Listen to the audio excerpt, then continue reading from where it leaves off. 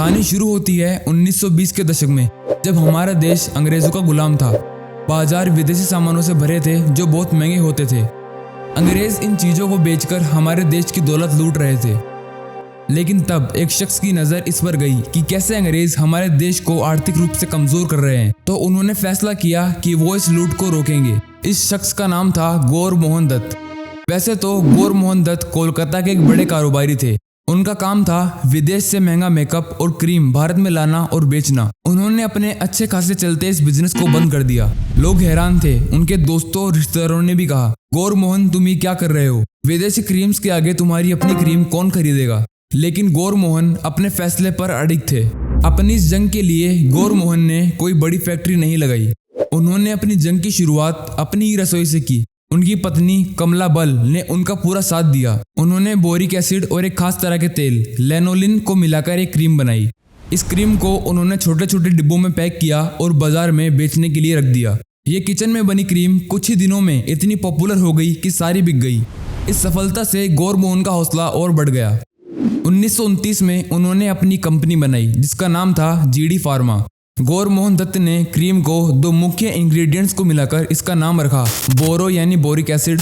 Boric acid एक रासायनिक यौगिक है जिसका सूत्र H3BO3 है।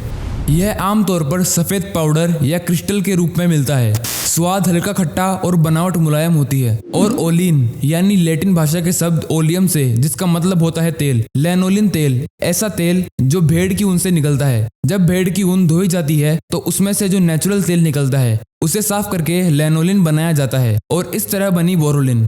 बोरोलिन को हरे रंग की एक ट्यूब में पैक किया गया और उस पर एक हाथी का लोगो लगाया गया। अब आप सोचेंगे हाथी ही क्यों? हाथी का लोगो लोगों को बहुत पसंद आया क्योंकि ये भगवान गणेश का प्रतीक था। गांव में लोग इसे हाथी वाली क्रीम कहकर बुलाने लगे और इस पर आंख बंद करके विश्वास करने लगे। बोरोलिन की सबसे बड़ी ताकत उसकी क्वालिटी और लोगों का भरोसा था। इस क्रीम का कभी कोई बड़ा विज्ञापन नहीं किया गया। डॉक्टरों, माओं और दादी नानियों ने एक दूसरे को इसकी खूबियां बताई और यह घर घर पहुंच गई। और फिर आया वो ऐतिहासिक दिन 15 अगस्त 1947।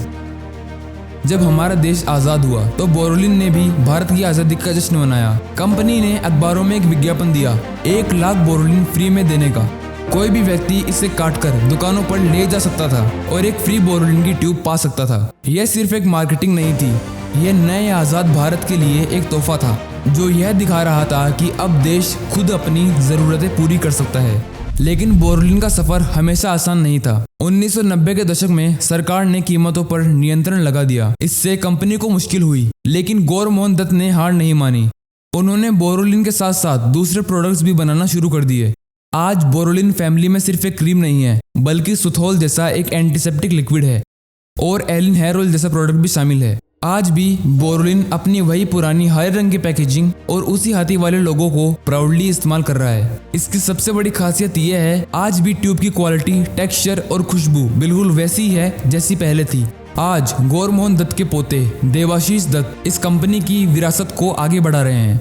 2024 में दिल्ली हाई कोर्ट ने एक बोरो ब्यूटी नाम की कंपनी को बोरोलिन के नाम पर और पैकेजिंग की नकल करने से रोका था। कोर्ट ने कहा कि बोरोलिन का नाम इतना जाना माना है कि यह एक वेल नोन ट्रेडमार्क है। यह फैसला दिखाता है कि बोरोलिन सिर्फ एक ब्रांड नहीं बल्कि भारत की एक पहचान बन चुका है। 90 साल से ज्यादा हो चुके हैं और बोरोलिन आज भी लाखों भारतीयों के घरों का हिस्सा है। यह कहानी हमें सिखाती है कि सच्ची लगन, ईमानदारी और अपने देश के लिए कुछ करने का जज्बा एक छोटी सी क्रीम को भी एक अजर अमर विरासत बना सकता है। यह थी कहानी बोरोलिन की। अगर वीडियो पसंद आया तो लाइक करें, शेयर करें। मिलते हैं अगली वीडियो में। धन्यवाद।